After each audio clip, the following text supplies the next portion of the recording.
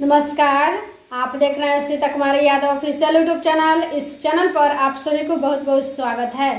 तो एनसीईआरटी सार संग्रह बुक का अर्थव्यवस्था का एक परिचय इस क्लास में देंगे। तो आप लोग कोशिश कीजिएगा कि वीडियो ध्यानपूर्वक देखें और अंत तक देखें ताकि आप लोगों को अच्छे तरीके से समझ में आ सके। तो चलिए स्टार्ट करते हैं। अर्थव्यवस्था एक परिचय। जब हम किसी देश को उसकी समस्त आर्थिक क्रियाओं के संदर्भ में परिभाषित करते हैं तो उसे उस देश की अर्थव्यवस्था कहते हैं। अर्थव्यवस्था किसे कहते हैं? जब हम किसी देश को उसकी समस्त आर्थिक क्रियाओं के संदर्भ में परिभाषित करते हैं तो उसे उस देश की अर्थव्यवस्था कहते हैं। अर्थशास्त्र का जनक किसे कहा जाता है? अर्थशास्त्र का जनक किसे कहा जाता है? एडम स्मिथ को। एडम स्मिथ को। अर्थव्यवस्था की छोटी आर्थिक इकाइयों का अध्ययन अर्थशास्त्र की किस शाखा के अंतर्गत किया जाता है? व्यशिष्ट अर्थशास्त्र में। समष्टि अर्थशास्त्र को अर्थशास्त्र की एक अलग शाखा के रूप में आरंभ करने का श्रेय किसे दिया जाता है? जॉन मेनार्ड किन्स को दिया जाता है। भारतीय अर्थव्यवस्था किस प्रकार की अर्थव्यवस्था मानी जाती है? विकासशील अर्थव्यवस्था। किस प्रकार की अर्थव्यवस्था मानी जाती है? विकासशील अर्थव्यवस्था। भारतीय अर्थव्यवस्था की मुख्य विशेषताएं क्या है? कृषि की प्रधानता, प्रति व्यक्ति न्यूनतम आय तथा बढ़ती बेरोजगारी, यह भारतीय अर्थव्यवस्था की मुख्य विशेषताएं हैं। भारत की अर्थव्यवस्था मिश्रित अर्थव्यवस्था है जिसमें सार्वजनिक एवं निजी क्षेत्र मिलजुल कर कार्य करते हैं। इस अर्थव्यवस्था में पूंजीवादी एवं समाजवादी दोनों अर्थव्यवस्थाओं की विशेषताएं पाई जाती है। मिश्रित अर्थव्यवस्था की संकल्पना किस अर्थशास्त्री के विचारों से प्रेरित थी? जॉन मेनार्ड किन्स से।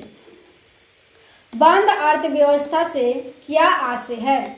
आयात निर्यात गतिविधियां न होना। क्या आशय है? आयात निर्यात गतिविधियां न होना। अर्थव्यवस्था के क्षेत्र देखते हैं। यहाँ पे अर्थव्यवस्था के क्षेत्र। अर्थव्यवस्था मुख्यतः 3 भागों में विभाजित किया गया है। प्राथमिक क्षेत्रक, द्वितीयक क्षेत्रक, तृतीयक क्षेत्रक। प्राथमिक क्षेत्रक में कृषि एवं कृषि से संबंध गतिविधियां दिया हुआ है। तो फर्स्ट कृषि वानिकी, सेकंड मत्स्यन और थर्ड खनन उत्खनन।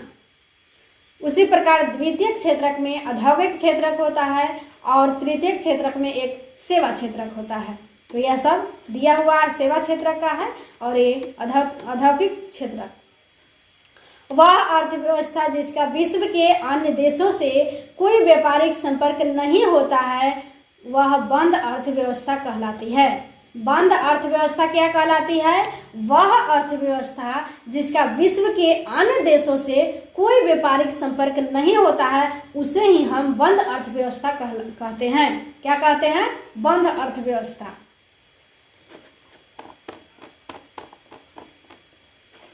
संयुक्त क्षेत्र की अवधारणा किन क्षेत्रों के संबंध को दर्शाती है? निजी व सार्वजनिक क्षेत्र। किस क्षेत्रों के संबंध को दर्शाती है? निजी व सार्वजनिक क्षेत्र। अर्थव्यवस्था में उच्च स्तरीय निर्णय लेने वाले संस्थानों को किस क्षेत्र के अंतर्गत शामिल किया जाता है? पंचम क्षेत्र के अंतर्गत। किस क्षेत्र के अंतर्गत शामिल किया जाता है? पंचम क्षेत्र के अंतर्गत। अर्थशास्त्र के क्षेत्र में प्रथम नोबेल पुरस्कार किस वर्ष प्रदान किया गया था? वर्ष 1969 में। किस वर्ष प्रदान किया गया था अर्थशास्त्र के क्षेत्र में प्रथम नोबेल पुरस्कार? वर्ष 1969 में। अर्थशास्त्र में नोबेल पुरस्कार प्राप्त करने वाले भारतीय मूल के प्रथम व्यक्ति कौन थे? तो प्रथम व्यक्ति कौन थे? अमर्त्य सेन। अमर्त्य सेन। अर्थशास्त्र का नोबेल प्राप्त करने वाले अभिजीत बनर्जी भारतीय मूल के दूसरे व्यक्ति हैं जिन्हें यह पुरस्कार वर्ष 2019 में उनकी पत्नी एस्थर डुफ्लो तथा अमेरिकी मूल की माइकल क्रेमर के साथ संयुक्त रूप से वैश्विक गरीबी उन्मूलन में प्रयोगात्मक दृष्टिकोण हेतु दिया गया था। राष्ट्रीय आय और प्रति व्यक्ति आय एक निर्धारित स्तर से ऊपर पाई जाती है। विकसित अर्थव्यवस्था।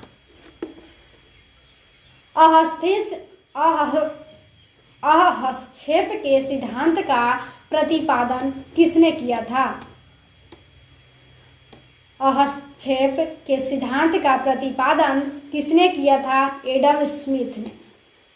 गांधीवादी अर्थव्यवस्था किस सिद्धांत पर आधारित है? न्यास के सिद्धांत पर। किस सिद्धांत पर आधारित है? न्यास के सिद्धांत पर। समाजवादी अर्थव्यवस्था का जनक किसे माना जाता है? कार्ल मार्क्स को।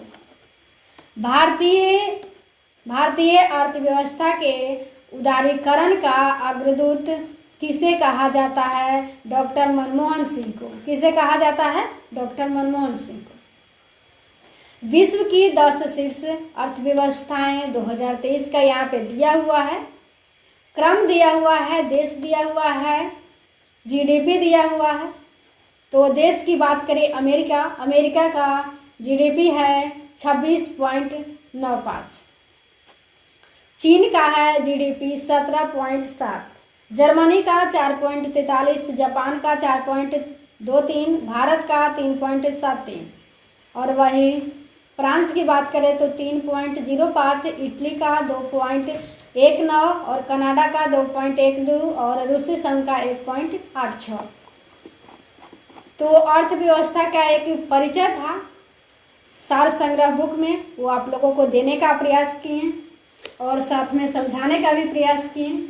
अगर आप लोगों को वीडियो अच्छा लगा होगा तो प्लीज़ वीडियो को लाइक ज़रूर करें और चैनल को सब्सक्राइब ज़रूर रखें ताकि किसी भी प्रकार की वीडियो अपलोड हो तो सबसे पहले नोटिफिकेशन आप लोगों के पास पहुंच पाए।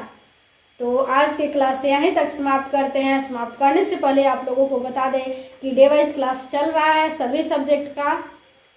तो अगर आप किसी भी एग्ज़ाम की तैयारी कर रहे हैं तो ये सब क्लास आप लोगों के लिए बहुत बहुत महत्वपूर्ण होगा। खासकर बीपीएससी तैयारी 3.0 या 4.0 का भी आप लोग तैयारी कर रहे हैं उसके लिए भी बहुत बहुत महत्वपूर्ण है। अगर आप लोग ये बुक एक नज़र देख लीजिएगा तो आप लोगों को एक भी क्वेश्चन वहाँ पे नहीं छूटेगा। तो जितना था वो उतना बताने का प्रयास किए। डिवाइस क्लास चलते ही रहेगा, जल्द से जल्द ये बुक समाप्त कर दिया जाएगा। आप लोगों को एग्ज़ाम से पहले आप लोग डिवाइस क्लास ज़रूर देखिएगा। तो आज की क्लास यहीं तक समाप्त करते हैं। धन्यवाद।